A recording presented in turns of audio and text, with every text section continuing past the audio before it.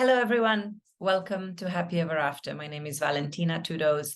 I'm your dating and relationship coach. And today I've invited you to attend my masterclass on sex and intimacy for a life full of passion. In this particular masterclass, which is just one of a long series of events dealing with relationship and intimacy issues, I want to introduce you to a lot of the science that is related to attraction and chemistry and sexuality. I want to introduce you to a lot of strategies and tools that you can use in your own relationship with your partner or future partners to learn more about what makes desire a daily part of your life. I hope you're enjoying it. And if you want to learn more about these topics, you're welcome to follow me on Instagram at Valentina_relationship coach, or to get in touch with me at happyeverafter.asia. Without further ado, let's start talking about reigniting the spark and making sure that you have all the sex and the intimacy that you desire. In this presentation today, we're going to talk a lot about what makes sex good and what are the first things that we need to address if we're trying to improve your sex life and improve the level of intimacy that you are experiencing with your partner. So I'm going to start with a question for you.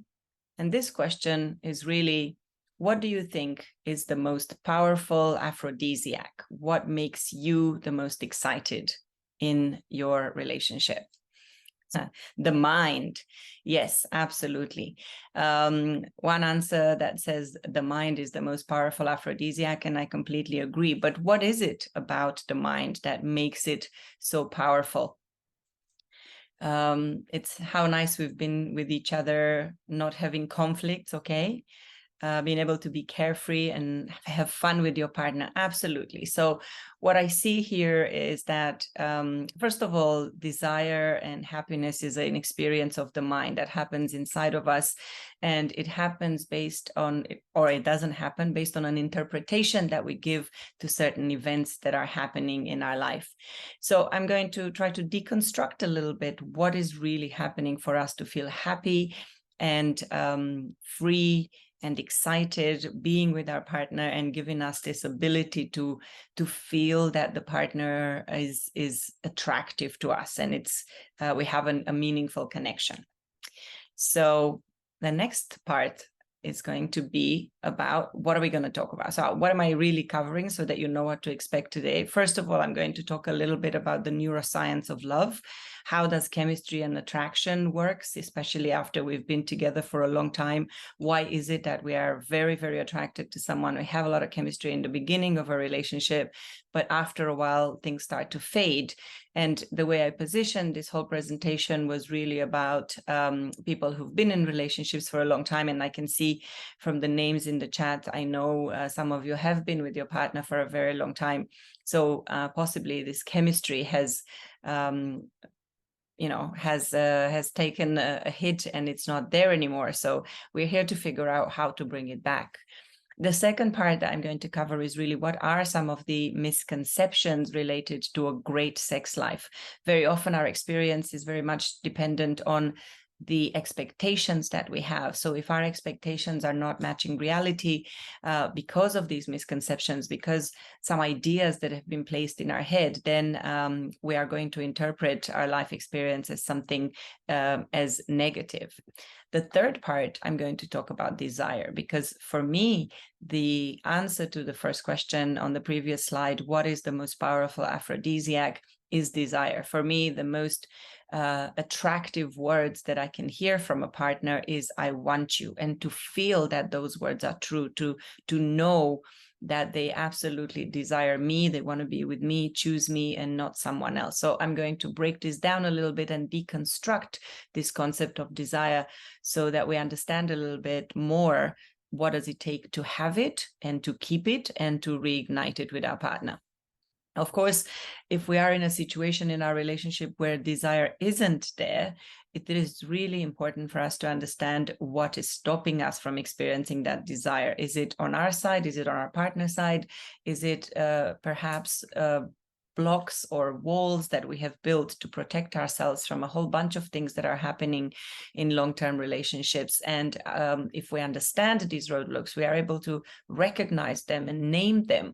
We then have a choice of how to change them, how to basically how to remove them from our way.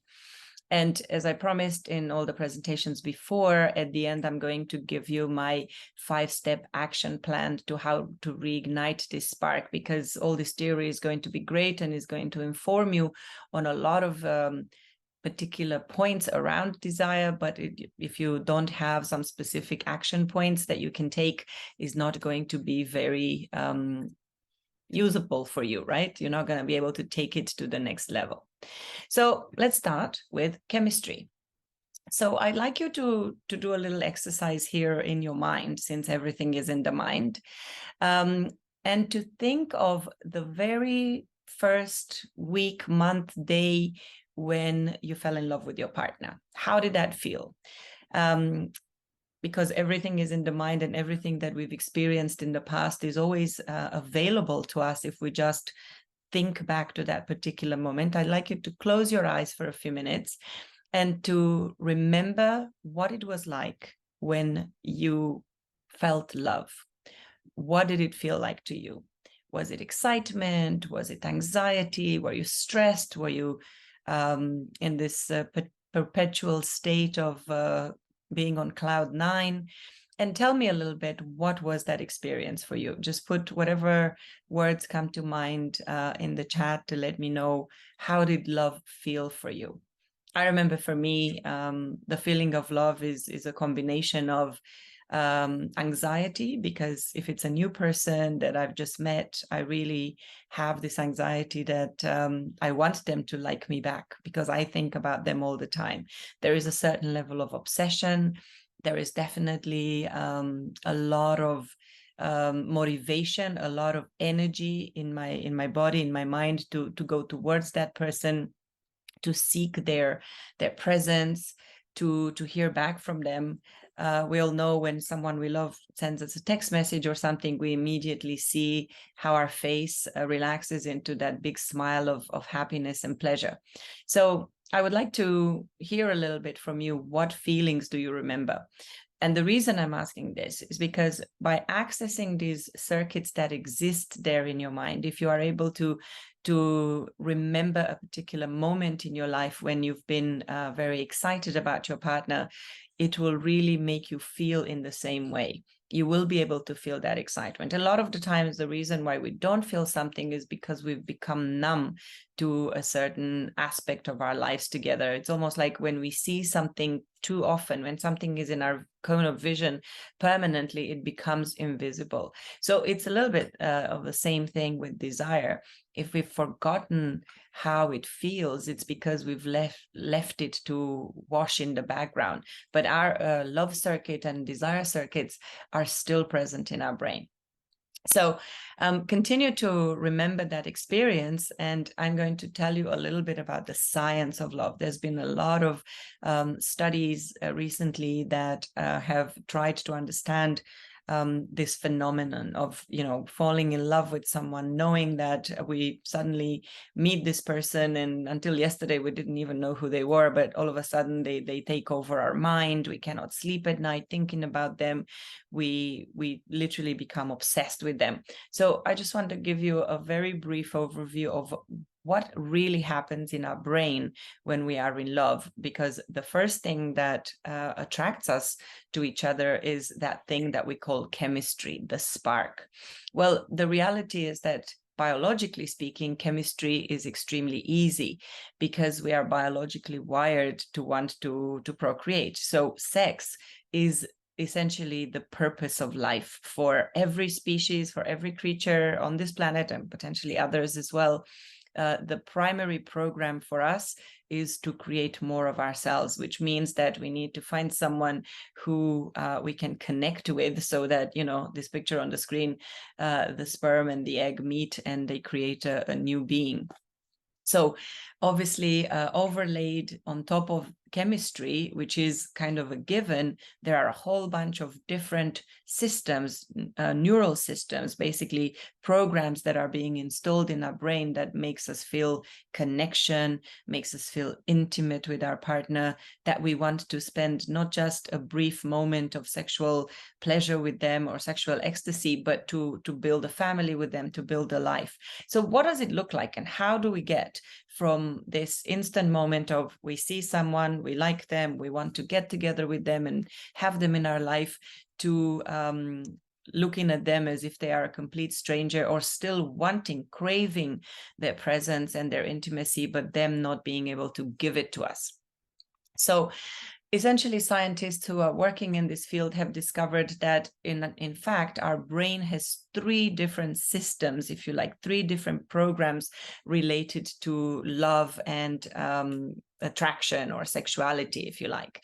The first one, which is the so-called lust system, is very much, like I said, this program that all the species have sort of built in as we are born, as we go through our stages of development, through childhood and puberty, very slowly or very fast for some of us, we discover that suddenly we look at someone and we have this irresistible desire to be close to them.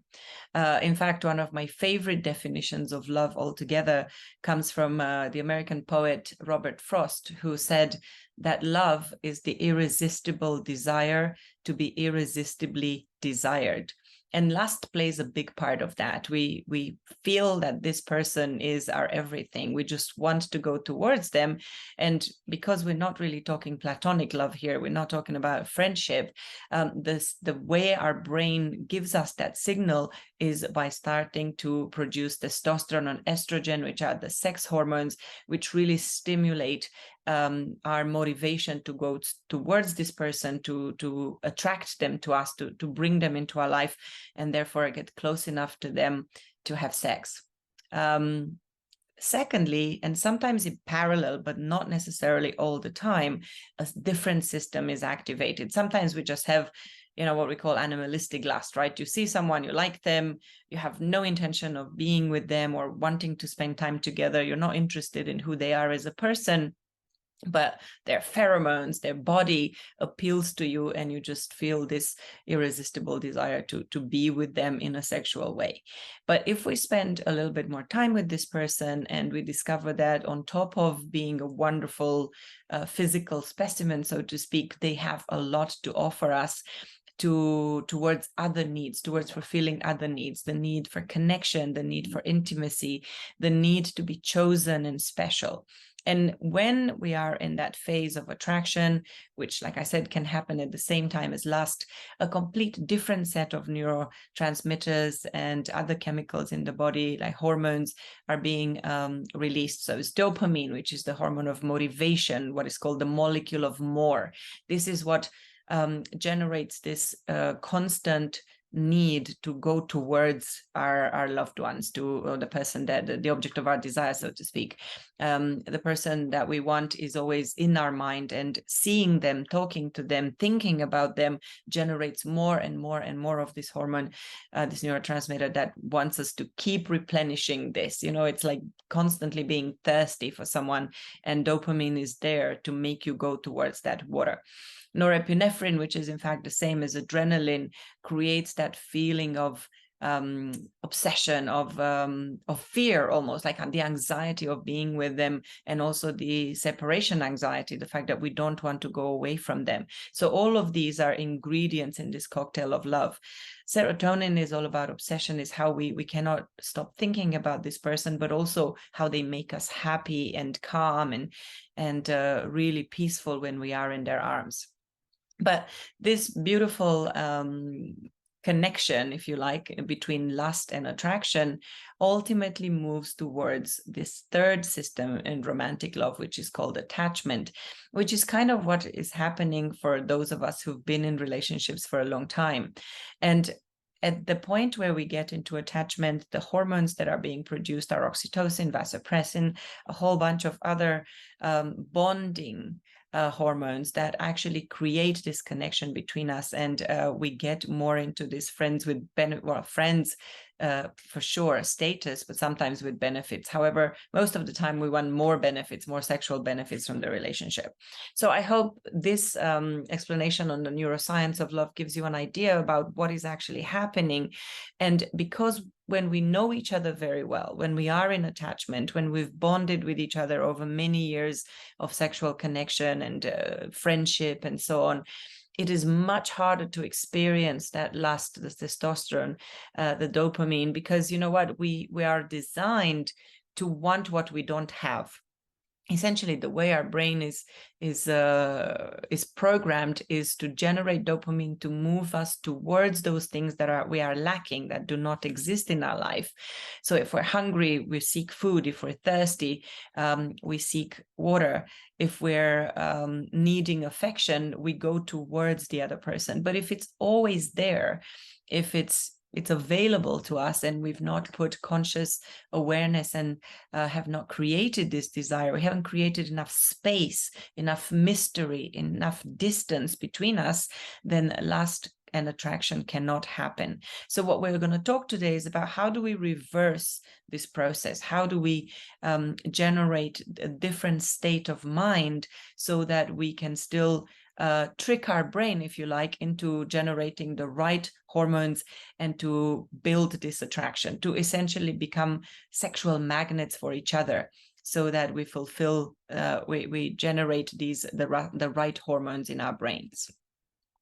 So now I would like you to take a little moment, and again, if you are willing to participate, I would really love to get some interaction and some participation, to really think about, how does it feel to be in the presence of your partner right now? What are the feelings? What are the thoughts? If you think about them in your mind, how they are today. Maybe for some of you, your partner is sitting there with you. Maybe you're going to see them in a couple of hours' time or something. Regardless, think about, what is the experience in the body? Do you feel excited? Do you feel like you cannot wait to see them and to rip their clothes off?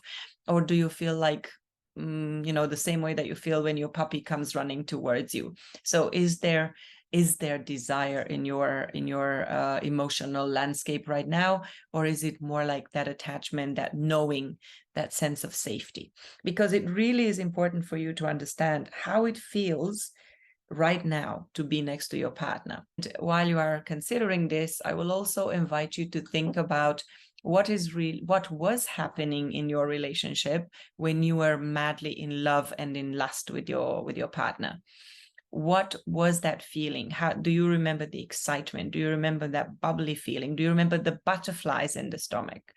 Those butterflies are actually the same as anxiety, but when we are in love, we consider them to be positive. We think that it's a sign that this person is forever, whereas in fact it's just a sign of stress, that our body experiences stress because of the insecurity that comes with this relationship. So what we don't know about the partner, all the mystery and the distance and what is unknown about them, is what triggers this anxiety that we often we interpret as attraction and chemistry and a sign that it's going to be forever.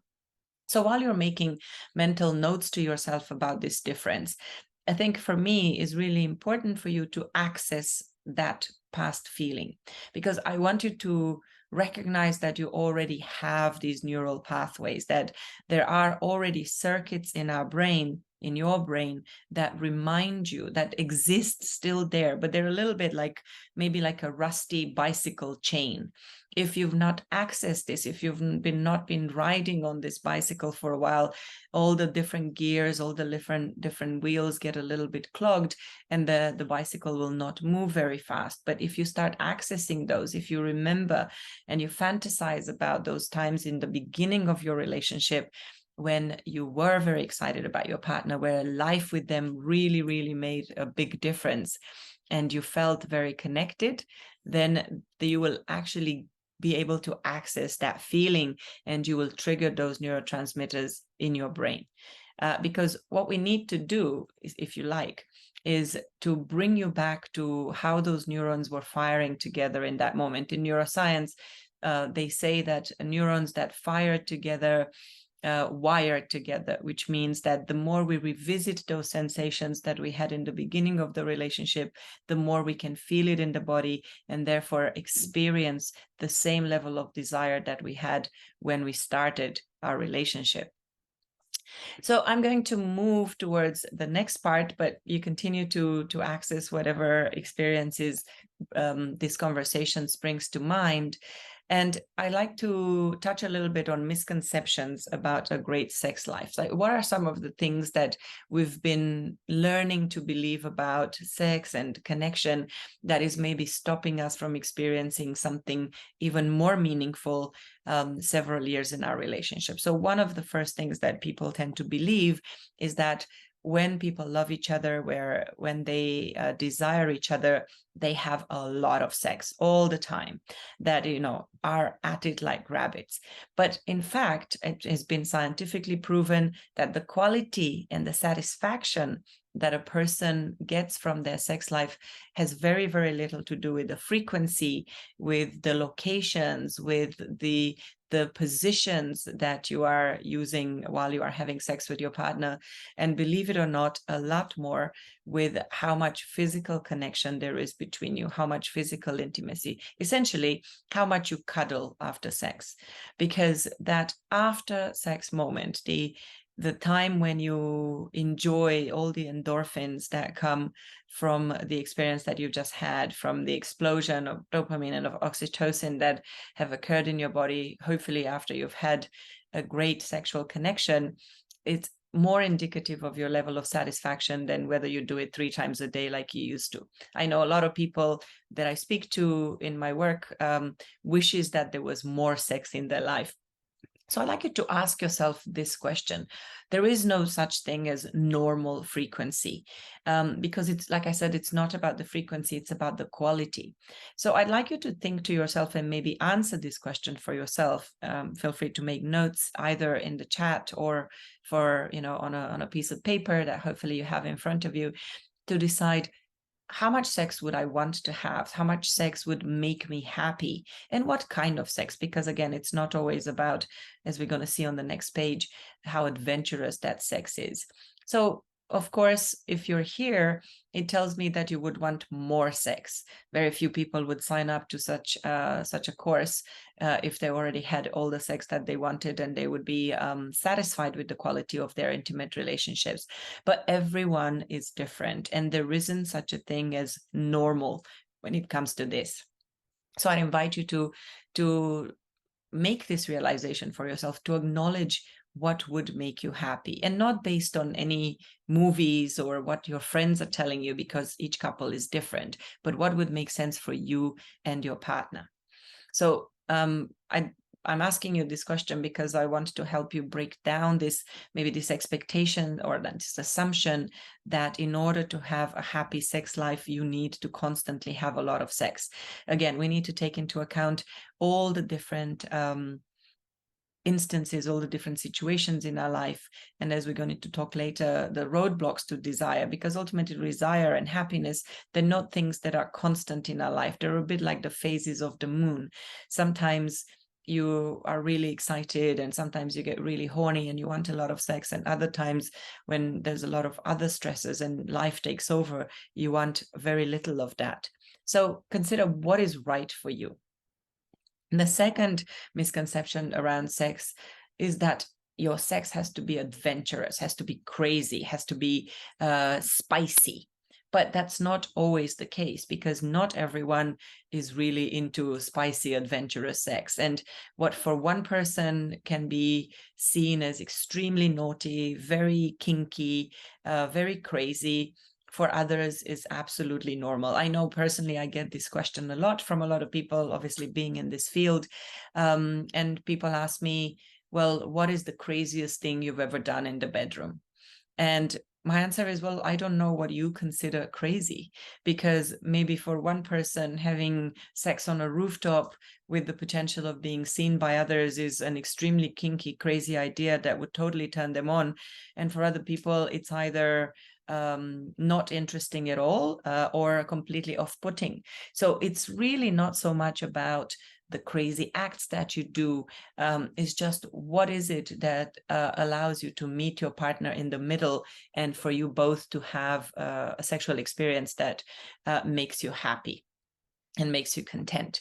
So again, vanilla versus kink, or vanilla towards kink, is more of a continuum rather than and a place that we can switch from more to the left or towards the right.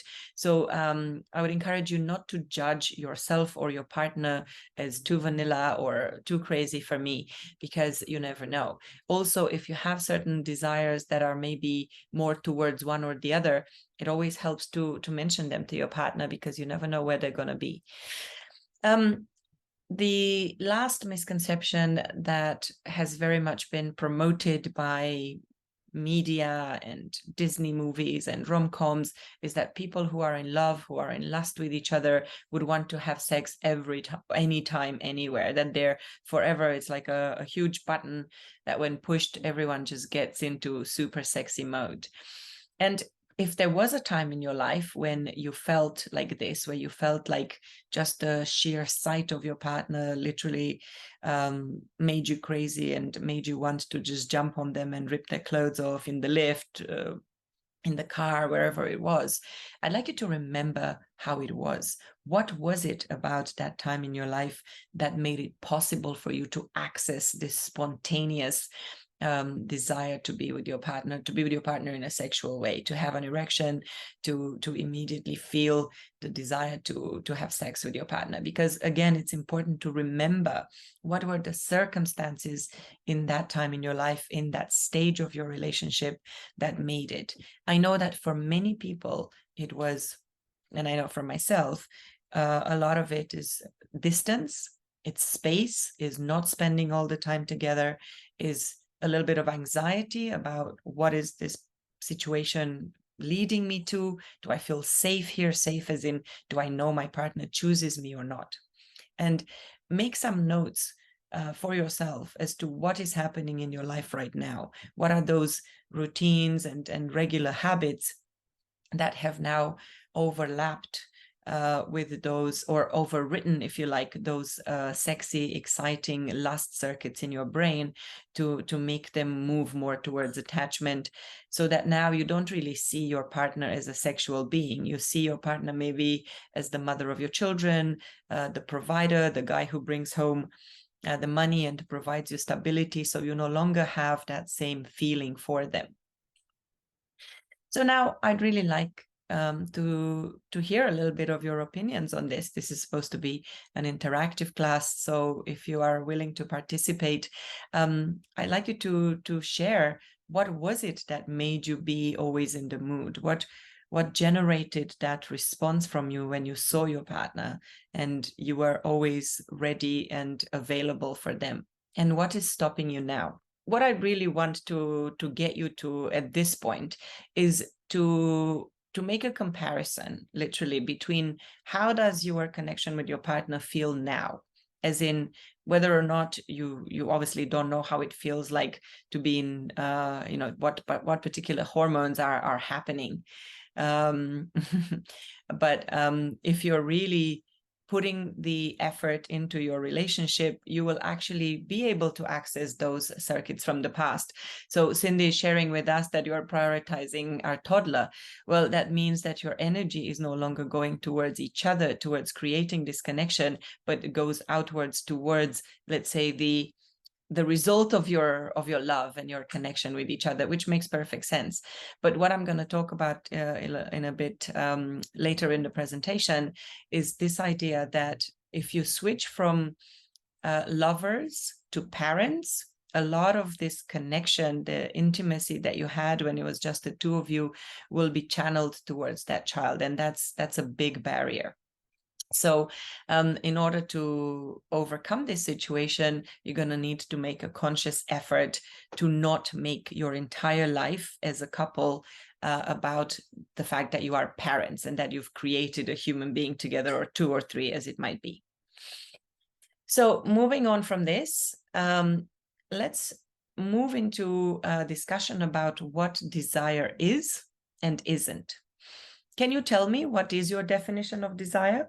What what do you think of when you think of desire? Is it fire, passion? Is it this, like I said, the irresistible need to be with someone, or the irresistible need to be chosen by someone? Is it about being seen? Is it about being connected or feeling safe? All of these things that I've mentioned now are things that I've heard from people in my individual work. So I know that they are kind of part of the map or the definition that we have around the word desire. But what I really want to share with you in this section of this class is that there is also a huge misconception around the concept of desire. So whatever it means to you, I'd like you to consider that there are actually two types of desire. We think it's one thing and it happens or it doesn't happen, that we have no control over it, that we are not able to create desire in ourselves or in our partner, but that is actually inaccurate. So again, a lot of scientists have done a lot of work in this space, and they have separated, if you like, the two different types of desire that we experience in our life. And one is called spontaneous desire.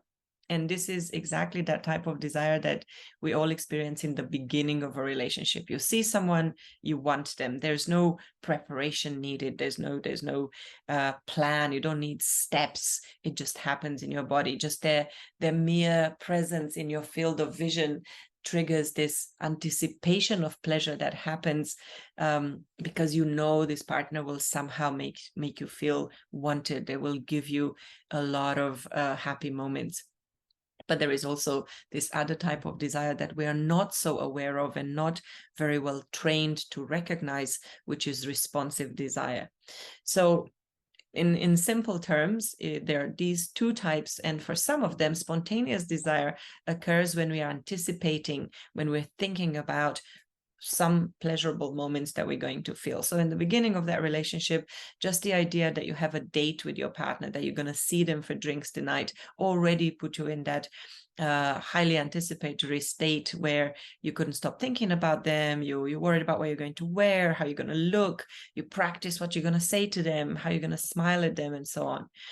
Whereas responsive desire is a lot more about response, obviously, to pleasure, as in pleasure happens first and then you experience desire. Someone makes you feel loved, wanted, safe, and then you kind of go, oh, this is actually quite a good idea. I know a lot of people do not experience spontaneous desire simply because it's something that they're not wired towards or not wired to experience, because in fact 30% of women, more or less minimum, versus 5% of men are more or less responsive. It means that they need a stimulus. They need to see the partner coming towards them with interest, with a certain energy, with the whole environment being designed so that they experience this desire, versus something that is spontaneous. Oh, someone walks through the door, that's it, we go straight into bed. That is very rare in long-term relationships, and also depending on the wiring that we have. So you can see also from these two stats that the male sexuality tends to be a lot more spontaneous, mostly because men are more stimulated visually. So desire, the sexual response, testosterone and estrogen, because estrogen is also present in the male sexual response in quite a significant amount, by the way. It's driven by visual stimuli. So that's why men are more turned on by lingerie and high heels and makeup and all of these things that make the woman more desirable. But for women, they are more responsive. They need to see this attraction. They need to see that the partner is making them the priority for them, is making them the object of that desire to respond.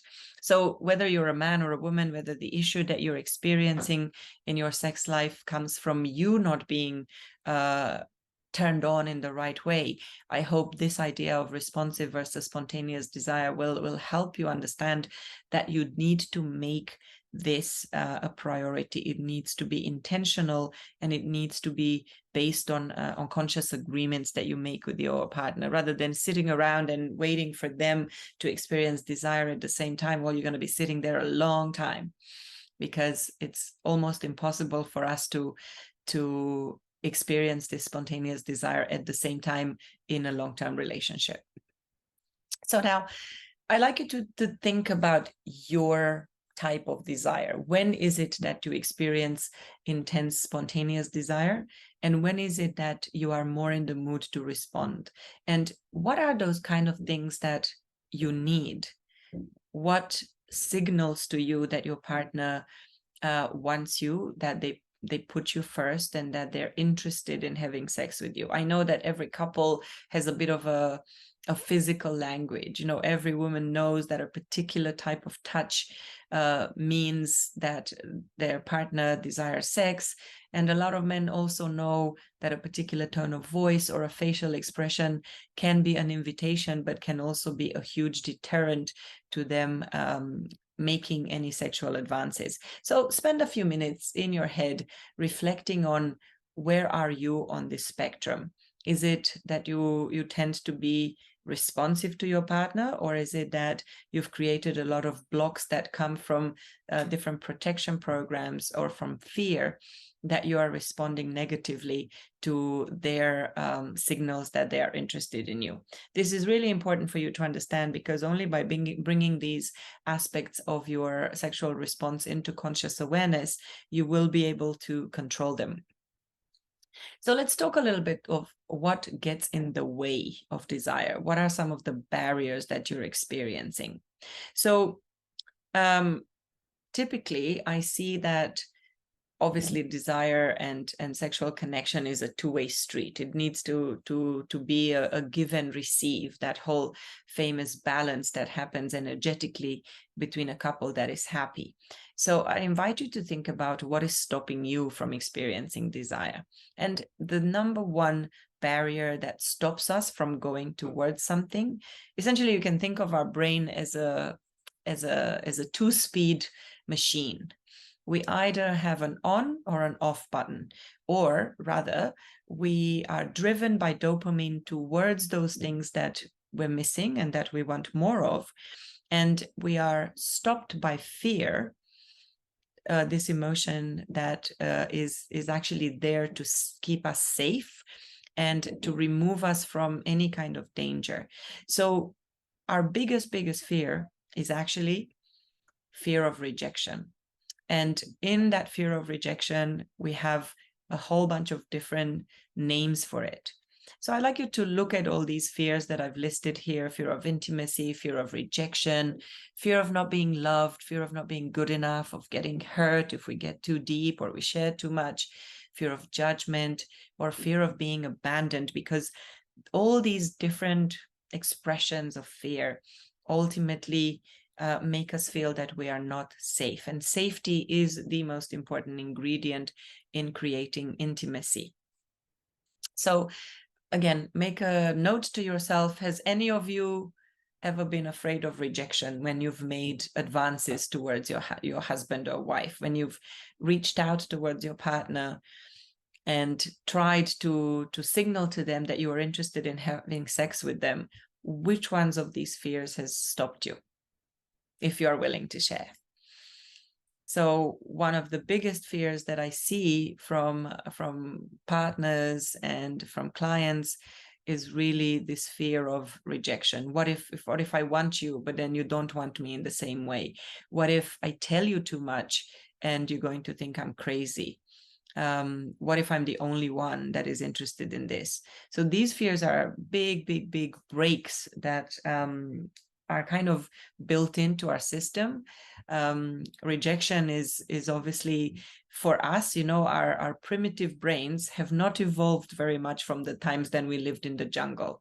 And rejection actually in our brain is interpreted as death, because imagine that you are a lonely human in the jungle, and there's a lot of dangers, and all those dangers could actually mean the end of your life. If you find someone that you trust that can have your back or how can protect you, accept you with them, it doubles your chances of survival. So even though we've been on this planet as a species for a long time, we still interpret rejection as a danger of death. So we don't like it and we try to avoid it very much. And in order to avoid this, we develop a whole bunch of defense mechanisms.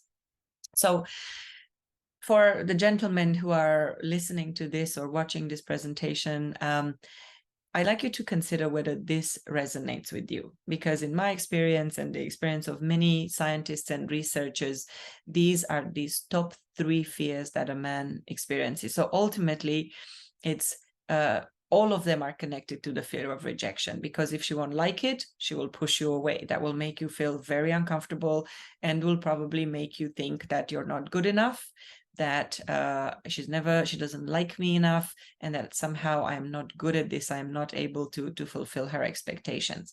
So for most men, this is the foundation of performance anxiety, of blocking themselves from feeling connected, retreating from their partner, because we don't all, as human beings, who do not like to be rejected. And this is incidentally why there is such a high level of addiction to pornography and casual relationships, because in pornography, the man doesn't care if the woman likes it. It really doesn't matter. He's just watching and is what it is. It's not about his skill. It's not about the size. It's not about whether he performs or not. None of this is actually part of the experience when a man is simply watching a pornography on the screen. It doesn't matter if she thinks he's good enough, because who cares about her approval or disapproval?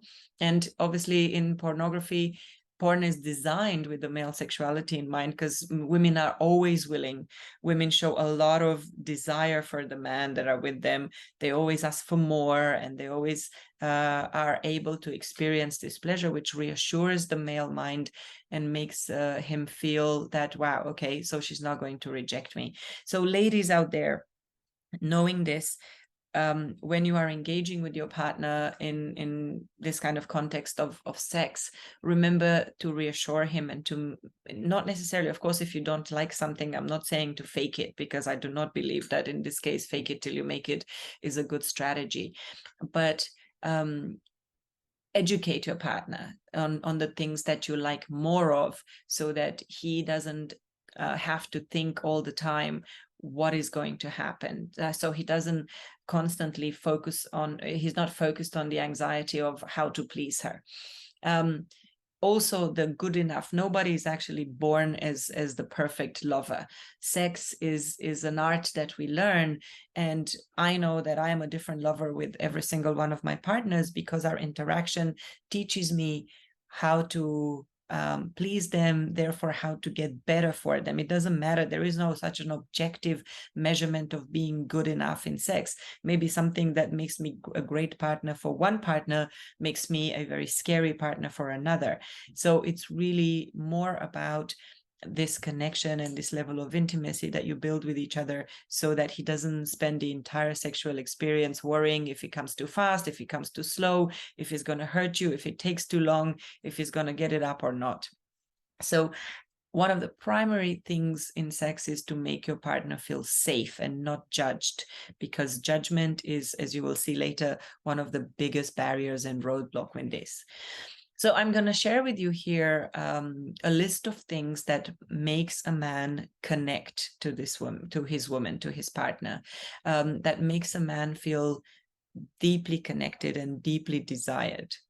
So the way that a man feels this desire, and Fabrizio and any other men who are here, please do let me know if you resonate with this, if this makes sense to you. A man feels connected to a woman by the way she accepts, appreciates, and admires him. That stage in a relationship when we take each other for granted and we forget to tell each other how much We appreciate who they are, how they are as a person, not just as a great father or the fact that they make us feel safe, but him as a human being, as a wonderful human being that at one point in our life we thought was the most amazing human being on earth, since we wanted to spend all our life with them. The way a woman believes in a man really supports him and allows him to spread his wings and to feel safe and to feel connected. The way she communicates with him. I know most men that I work with in my private coaching tell me that the biggest barrier to desire that they experience is when the partner judges them, when she corrects them, when she keeps asking them, why are you doing things like this? Why are you not more like that? In the question why, there's a huge amount of judgment that comes in, and it gives the person the feeling that no matter what they do, they will never be good enough. And that diminishes their ability to open themselves up and to be safe in the moment. The way a woman supports her partner to be himself, the way she opens to him, the way she sees him for who he truly is, not just sperm donor or someone who is there to help raise the children. All of these things make a huge difference to the male psyche and to his ability to feel connected with her. But also it's the way she radiates this female energy, her confidence, the trust she has in herself that she is in the right place and with the right person, and the way she knows her value and worth. Of course, he needs to support her to feel confident, to feel sexy, to feel strong, and to embody all these values so that he knows she is his. But also in sexuality, for the male sexuality, he also needs to know that she doesn't see him as a predator, that she is safe with him and that he doesn't need to play a certain role. So once again, the women who are here, I'd like you to think about how many of these boxes do you tick? How much do you accept and appreciate your partner? How you communicate with him? Is your communication positive and empowering, or is it critical and judgmental? He is not your child. You don't have to keep correcting him when he's not doing things wrong. He is your teammate. He's your partner in this. And if you have this mindset that it's us against the world, and you support each other and you talk to each other and you educate each other, this will allow him to feel this connection with you. For the gentlemen here, I'll invite you to find ways to communicate these lines to your partner, to say that you want her to support you, you want her to open to you and to see you for who you are. And I promise you, this will really change the energy between you. Now, moving on towards the female sexuality and what makes a woman feel desire. It's really strangely very, very narcissistic. Maybe not strangely, but maybe it doesn't feel so natural that this would be like this, because in general, female energy is all about giving, caring, giving to others, right? Being selfless and constantly putting other people first. But when it comes to sex, it's exactly the opposite. A woman doesn't want to keep giving. She wants to be, if you like, at the receiving end. She wants to be the one that is at the center of attention. So Esther Perel, who you may or may not have heard of, she talks a lot about desire in all her talks, really makes this point that is so powerful to remember for you gentlemen out there. A woman is not going to be turned on just because you are turned on. She will get turned on because she is the turned on. She is the reason why you are feeling this arousal. So if you just feel like, I got married, so I need to have sex, and you're here, so you're supposed to be the one who gives me this, is not going to turn her on. So it doesn't matter how much you go towards her saying, I need sex, give it to me, I deserve it, it's part of our agreement, but more to make her feel like she is special, that there is something in her that is not about giving to you, but it's because you absolutely recognize this essence in her. And here is how a woman turns herself off, because I know that a lot of women who live more in their masculine energy are not open to sexual advances from their partner. And gentlemen, if you recognize this in your partner, you can help her shift out of this mode. So a woman turns herself off because obviously, like we said, desire is all in the mind when she's in task mode, when she feels that she has a long to-do list of things, and really sex is the last thing on that to-do list. Therefore, it doesn't really matter how many days it's been and how much you're complaining that she's not there. When she's worried about money or about life or about the children, about relatives, about work, any kind of anxiety related to situations that are out of our control are going to put her in worry mode. And that's when sexuality isn't really available. When she's very much in her boss, masculine energy mode, where she's the boss, where she's in charge of things, where she organizes everything, when she's kind of like a general on a battlefield trying to keep everything together, or like a joker who keeps juggling balls and tries to keep everything alive, that is no space for her to feel desire and openness towards sex. When she doesn't trust that the man next to her is reliable, where she almost feels like her man is yet another child, another job, another task that she has to do, when she doesn't trust that he knows where he's going and is able to lead her with him, that's another barrier for the feminine energy, and she turns herself off. When she feels the need to compete, if somehow instead of teamwork you are in that stage in your relationship where it's a power struggle, who's the boss, who makes more money, who's in charge, all of this competitive aspects of the relationship are the opposite of softness and openness towards sexuality. So in order for her to get out of this competition space, she needs to know that she's safe, and that what's happening for her is going to be supported by you, and that there's no need for her to constantly be in this highly anxious battle space. And when she feels that she has to do it all, that is not, again, leading her towards being sexual. So, gentlemen, if you want to create this feminine space for your woman, you need to build this different connection where she forgets about work, she forgets about being the boss, she knows that she can trust you, and she has you, and she has your back. And then you can turn on the sex engine, and you can get her to feel more attractive and more interesting. And to do that, here are some masculine qualities that really turn a woman on and help her to remember what it was that she fell in love with in the first place, and that really, really excited her in this connection. So when a man is clear with direction and has a vision, please, ladies, the ones that are online, I'd like you to let me know if this is true for you, if you find these qualities attractive in a man. When a man knows what he's doing and he's going for it, that has a lot of drive. At least for me, I love it. I admire a man who has clarity in his life, and he's not afraid to go after what he wants.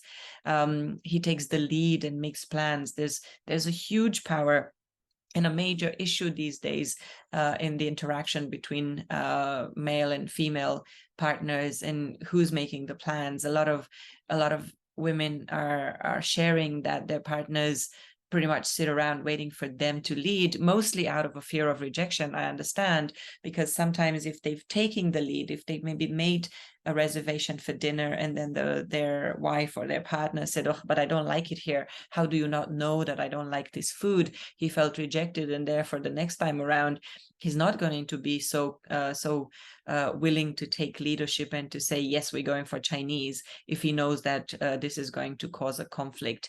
So yes, there is a certain way of taking leadership and making plans with your partner, so that she can follow, she can feel like she trusts you enough to allow that plan to happen. So there is a huge power in saying, "I've made reservations for dinner, I'll pick you up at 8, versus, "What do you like to do tonight, and can you make a reservation, or do you want to order in?" That very much puts her in that task-oriented role, and helps her, or doesn't help her, to turn herself on.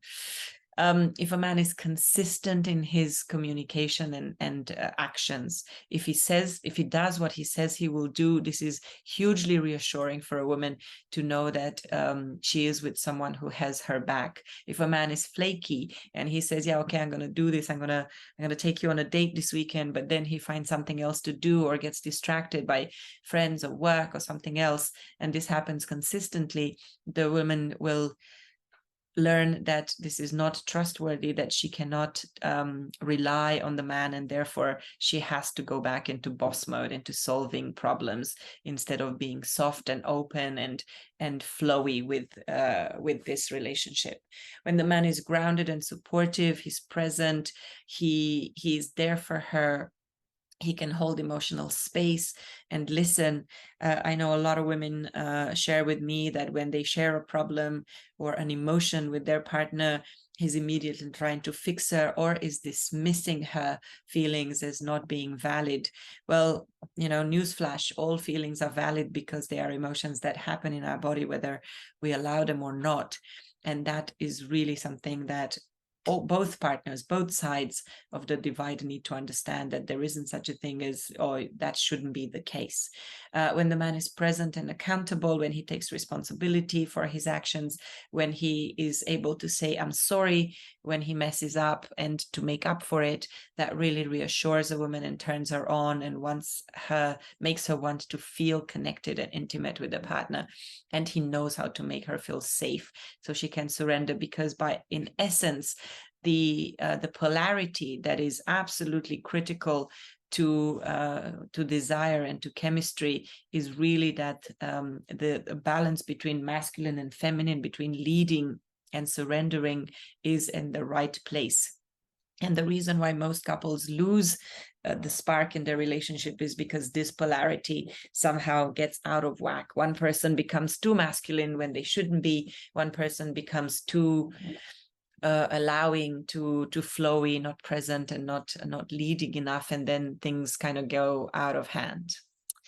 So on top of all these different masculine, feminine polarity issues that I've just shared, there are a bunch of roadblocks to desire that are both directed towards ourselves and the other. So as we saw earlier, rejection is our biggest fear.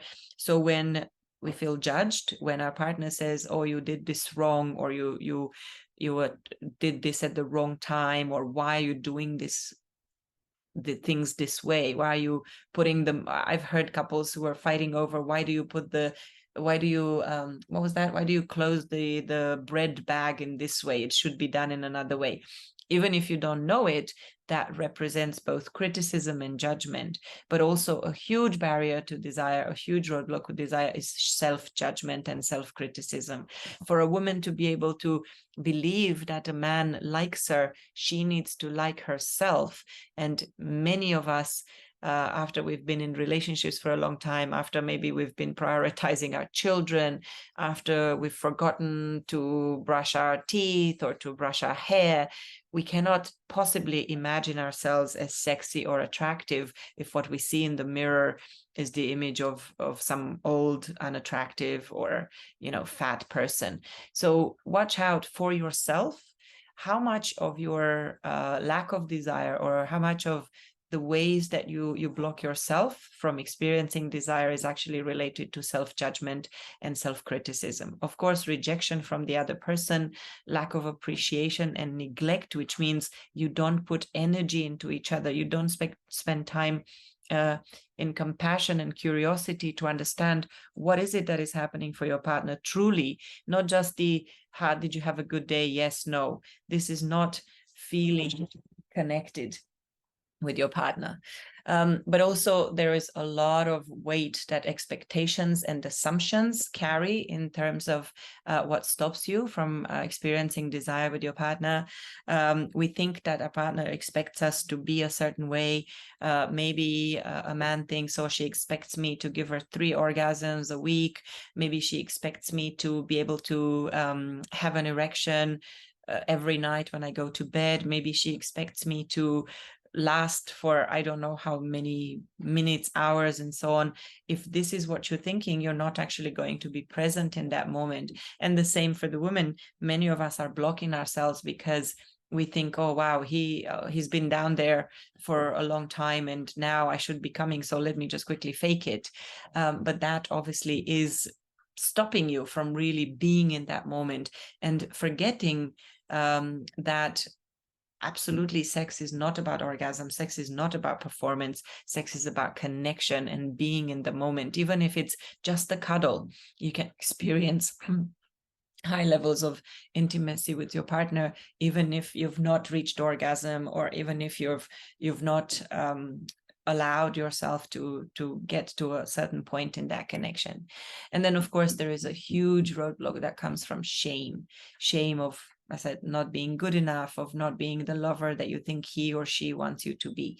So check in with yourself how many of these roadblocks are present in your personal experience of sex, and maybe spend some time, if your partner is willing, to discuss what is happening for them, to break down some of these roadblocks and actually find a new way, a new road ahead for your relationship. So here's a little checklist for you. Personal, I'm not going to ask you to write anything in the chat, but I would like you to say all these things aloud to yourself, to say, I block myself when I worry that my partner may reject me. I block myself when I worry that I'm not good enough. I block myself when I don't feel safe with my partner or I don't feel wanted. I block myself when my emotional needs are not met. I don't trust my partner. I don't trust myself. I also block myself when I don't like my partner in that way. I don't feel attracted to them in that way. But once again, this idea of liking yourself is so important, and we definitely block ourselves when we don't like what we look like, what our body is these days. I block myself when I don't feel chosen or special, when I don't feel seen and understood, and when I don't feel good about myself. Of course, we block ourselves a lot when we feel shame or guilt about what we think about our sexual desire. When we judge those sexual desires, we think, oh, I shouldn't be wanting I don't know, to be tied up, or I shouldn't be wanting to have a threesome. And by blocking ourselves from that, we actually stop all the desire from happening. Or ultimately, I block myself when I feel inadequate. The reason why I think this list is really very powerful, and it has been very successful in the work that I've done with my clients, is because it allows us to take accountability for the ways in which our lack of response is nothing to do with our partner. It's got a lot to do with the way we see our relationship and we see ourselves. And if we put this barrier up, there is no way that our partner can actually remove it, because the experience of desire is obviously in the head, our own head.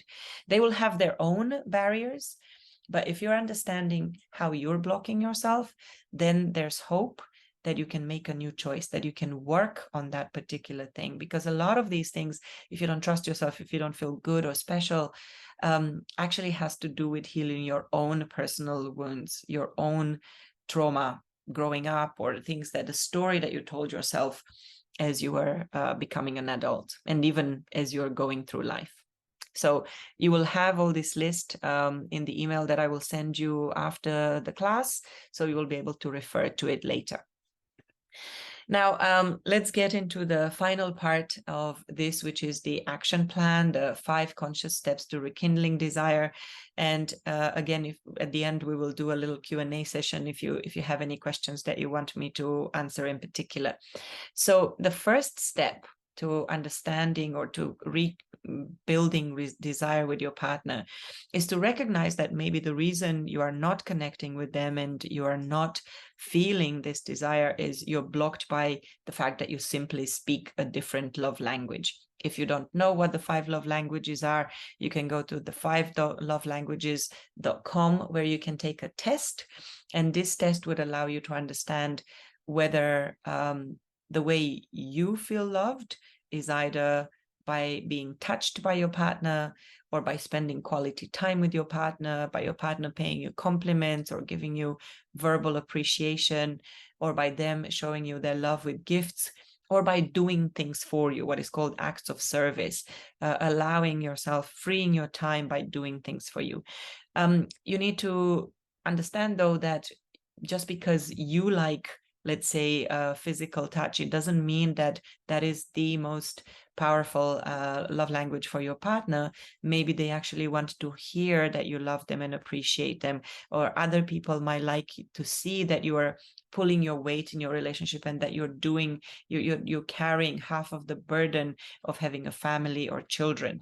So it's important for you to understand that we have a love language, or two basically primary and secondary love languages, for giving love and for receiving love. And it's important that we know how our partner wants to receive love, and to notice what language are they using to show us love. Because sometimes we don't necessarily appreciate the fact that our partner maybe run errands for you, or help us with the housework. We take that for granted. We think, well, of course you need to come and pick me up because I don't have a car, and I won't be home to make you dinner.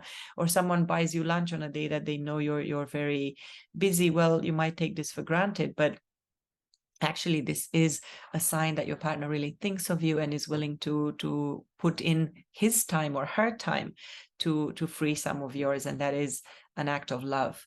So again, in the email that will follow, I will send you a link to this test that you can take online. I would encourage you to do this with your partner, or to let them do this, and then follow up on how to show each other the different, how we show each other appreciation and love using that particular love language. In one of the future masterclasses, I will cover the specific steps, the specific ways in which you can show your partner love and appreciation in all the 5 love languages, with very, very specific actions that you can take.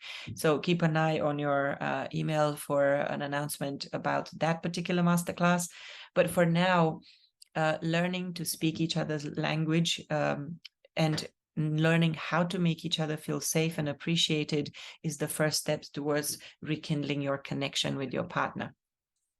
The second space that is really important, or the second action that is really important for you to take to create this high level of connection and intimacy with your partner, is to build what I call your love bubble. Your love bubble is that space where the 2.5-year-old toddlers don't exist, where work and boss and stresses of everyday life stay outside of this bubble. It's essentially a space in which each partner feels like it's us against the world.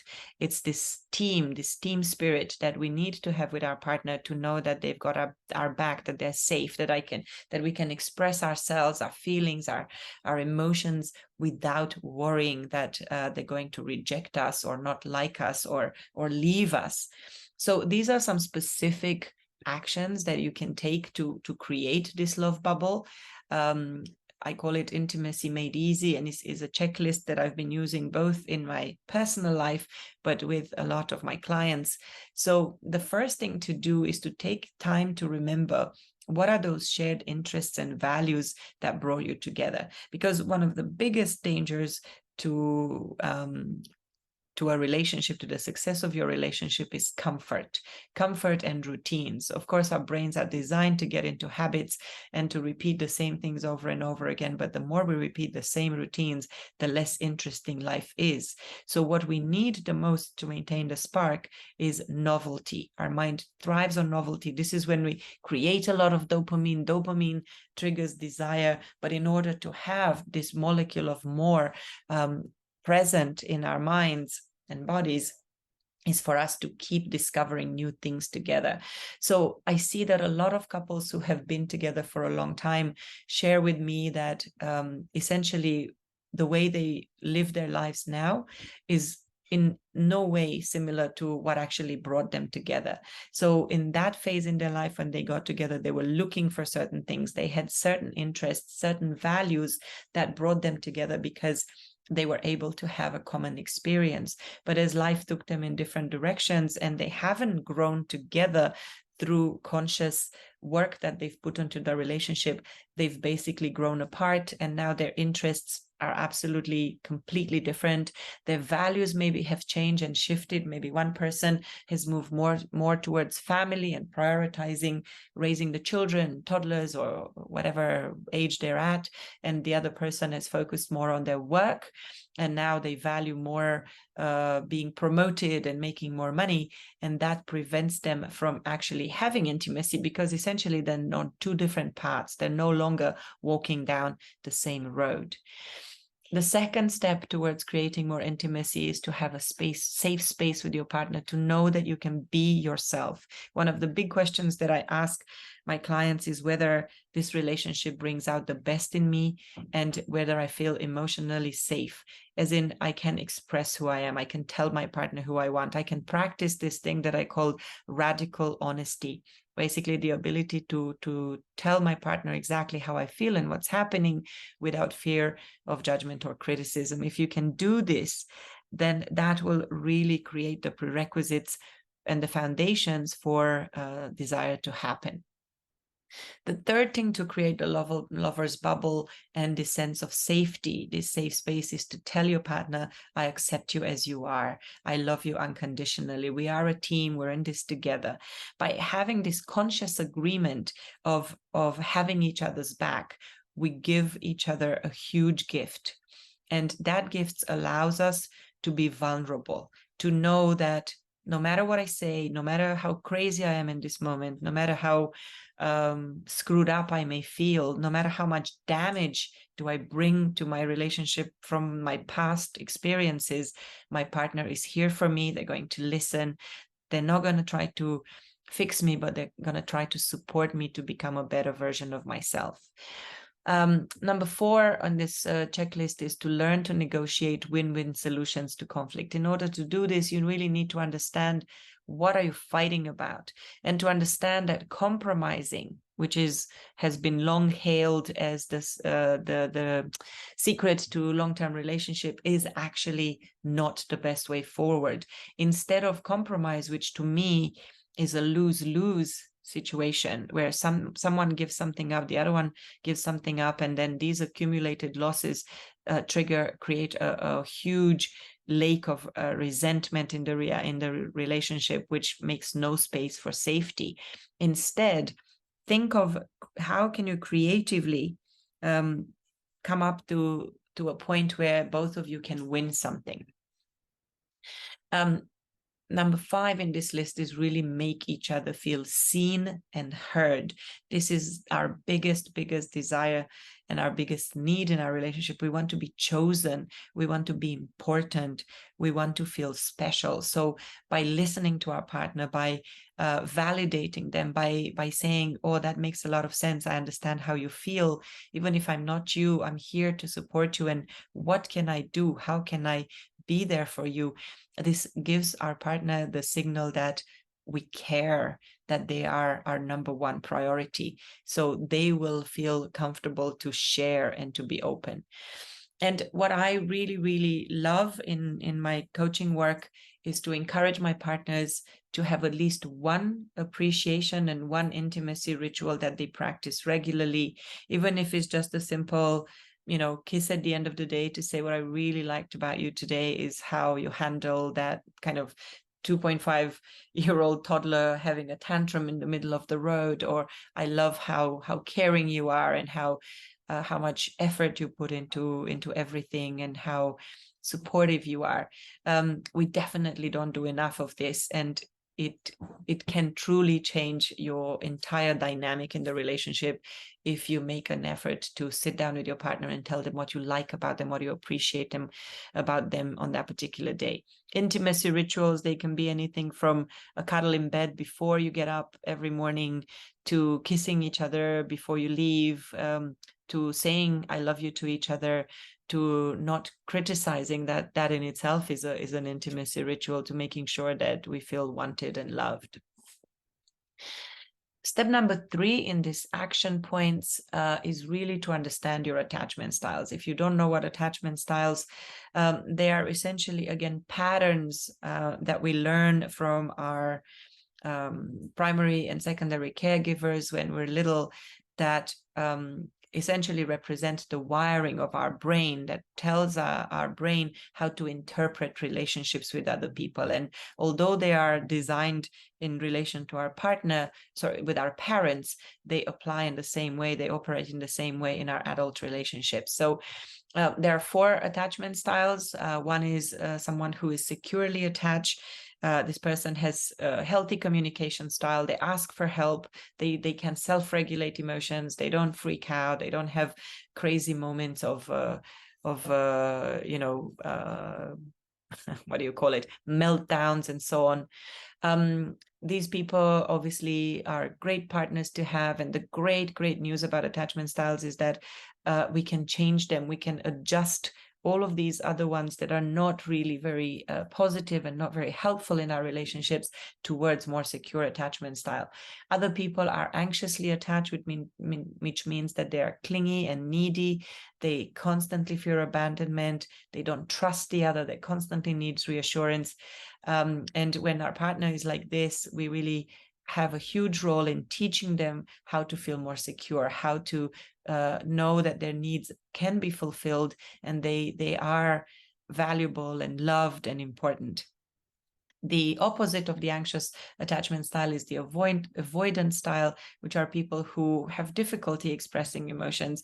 I know in a lot of couples that I work with, there's always one partner who is very keen to connect, that wants a lot of physical connection, that needs a lot of reassurance, i.e. the anxious attachment type, and the avoidant attachment type, which is distant, which blocks expression of desire, of love, of appreciation, tends to be withdrawn, tends to be an introvert, doesn't really feel comfortable with sharing how they're feeling and asking for what you need. And that obviously includes bedtime.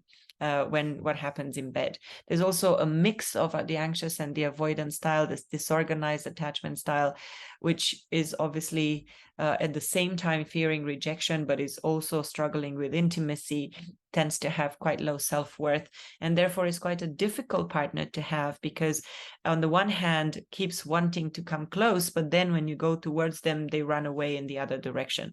So the next few slides, I'm just putting it here, and I will also send them as handouts in the email that I'll send you later, which are essentially ways in which your attachment style influences your sex life. And you may be able to recognize either yourself or your partner in these different influences. So people who are securely attached, they have a positive outlook on sex. They enjoy expressing love. They're open, passionate. They enjoy quality time and also physical touch. They are experimental. They're adventurous. They enjoy sex and they're comfortable with intimacy.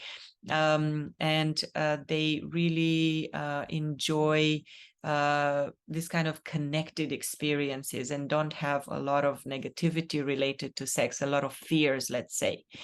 Anxious, so disorganized attachment, people who are disorganized in their attachment style tend to be passive, tend to be submissive, tend to be worried about what's happening, tend to be more detached as well, in the sense that they're not able to completely open themselves up and to be vulnerable and to feel strong connection with their partner, mainly because they will suffer of low self-esteem and think they are unworthy. So these kind of people, if you recognize this style, will need a lot of help and support to shift into a more secure attachment style, and therefore to open to a sex life that is, you know, everything that you ever wanted. The avoidants are obviously going to be a lot less comfortable with sex. They're going to be more distant. They are going to be possibly fearing sex or feeling very detached. You know, they're the ones who kind of stare at the ceiling and think of England instead of participating. But they're also, like I said, very much like a wave. Sometimes they come towards you, and when you go towards them, they run away. They don't really enjoy so much casual relationships, and they're always kind of more in their head than present in the body. The anxious attachment style is, as the name says, kind of difficult, constantly needing sex to be reassured, to feel secure and loved, but at the same time constantly worrying that their performance is not good enough, that they keep seeking proximity and reassurance and approval through sex, but at the same time they're not really able to stick to that particular experience. So I'm going to skip through this because it's quite long, and I'm going to continue with step number 4, which is essentially planning and prioritizing intimacy. And when I say sexy time and intimacy, I don't specifically mean intercourse. For me, like I said earlier, sex is not about penetration. Sex is not about orgasm. Sex is about connection and prioritizing each other. So if you want to do some research to understand what happens when you feel intimate with your partner, physical intimacy has huge amounts of health benefits. But again, it doesn't have to be sexual in the sense of penetration or immediately leading to that whole expectation that you have to go all the way. Holding hands and cuddling, as I said in the beginning of the presentation, is a much higher indicator of relationship satisfaction. So even if you're not ready or you don't feel comfortable with full-on sex with your partner as you're trying to rekindle your connection with them, maybe because you don't feel like you can trust them, maybe as a result of distance and disconnect or infidelity or betrayal or anything like that, it starts with the body. The body doesn't forget those crazy feelings of lust and love that we felt in the beginning of relationship. So by reconnecting physically, you are opening the door towards a mental and emotional connection with your partner. So find ways in which you can prioritize this physical intimacy every day. Again, it can be taking a shower together. It can be cuddling before you go to bed. It's up to you to decide what you're comfortable with, because if you're anxiously attached and your partner is more distant, it's going to be hard for them to accept physical touch, but you need to be mindful in this and discuss with them what makes sense. And finally, the last step in this action plan, I want to give you as much practical stuff that you can use in your day-to-day approach towards increasing your intimacy. And here are 8 questions to ask your partner if you want your sex life to become more exciting. So how to bring your sexy back in the relationship? The first question you need to ask is, how do you feel about our sex life? It is really important that you understand your partner's position on this, because very often we live in our own head and in our own story, right? So it's kind of easy to make assumptions and to have expectations, or to think that our partner has expectations that are not even there. And because there isn't such thing as a normal amount of sex or a normal type of sex that you can have, it's really important that you align with your partner. How do they feel about your sex life? The second question, to continue on after you understand a little bit more about their perception, is to ask them, what are some of the things that you would want to include in our sex life that are maybe not there? So obviously nothing is ever perfect and everything has room for improvement. And therefore, if you're asking your partner these positive questions towards what would make sense for you to add to the cocktail of our sex life, maybe they want to explore something more towards that kink side, maybe because they've always wanted to try something new. And remember, novelty is something that our mind thrives on and craves, essentially. So exploring what else could you add, this is the very basics of spicing up your life. And it could be very simple things, or it can be things that are a little bit more adventurous. But as you're hearing and listening to this answer, once again, remember, no judgment, no criticism, no dismissing of your partner's desire. Everything is okay. The key 3 words that you can say to your partner in that moment, even if what you hear from them is a little bit shocking, I would encourage you to say, is there more? Tell me more. Give me a little bit more background. I'm curious as to how will this make things better for you? Because remember, our biggest issue with listening is we tend to listen to respond, not to listen to understand. So by saying, is there more? Tell me more about this. How does this contribute to you, towards you having a positive experience, allows the other person to expand and to give you all the answers that you want, as long as they feel safe and they're not going to be judged. Are there things currently existing, currently present in our sex life that you don't like? Maybe sometimes we tend to believe that a certain routine works for both of us, but actually doesn't. So it's good to check in with our partner on a regular basis to see maybe there's something that they got bored with and they'd like to replace it with something different. So I would encourage you to have this kind of conversation with your partner on a regular basis. Even after every sexual encounter, I believe that foreplay for the next sexual encounter starts with discussing what just happened, because that way you can already start to create that anticipation towards future pleasure and put yourself in a more sexy mindset. You can discuss what are the ways in which we could improve our intimacy. Like, what would you need more from me to help you feel more intimate, to help build our intimacy? And then very specifically, what should we do less of and what should we do more of? This really helps your partner open up their desire, all those different, maybe secret garden of things that they've been thinking about, fantasies, experiences that maybe they would like to try with you, that will help to bring that spice back. Another question that is quite interesting again, but you need to be quite open-minded about it, is tell me some of your best sexual experiences with me and what makes those experiences be so special for you.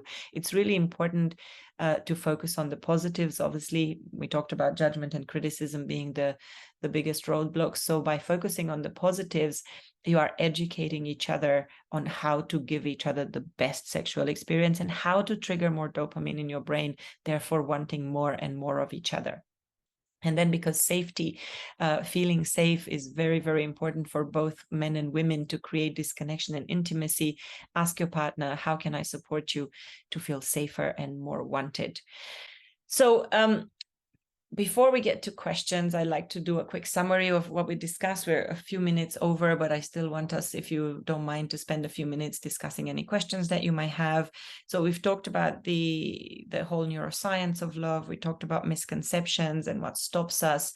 We talked about our fears and what we don't want more of in our life: rejection, judgment, criticism, shame. We also discussed what are the different types of desire and how do we separate them? How do we understand what phase we're on and what maybe ourselves or our client wants more of? And then practical steps for how to build our love bubble, how to create more connection, how to speak the same language in the bedroom and outside of the bedroom, and how to start the communication around sex that really opens the door to a completely new conscious sex experience, not something that is based on assumptions and stories that we hear from the TV.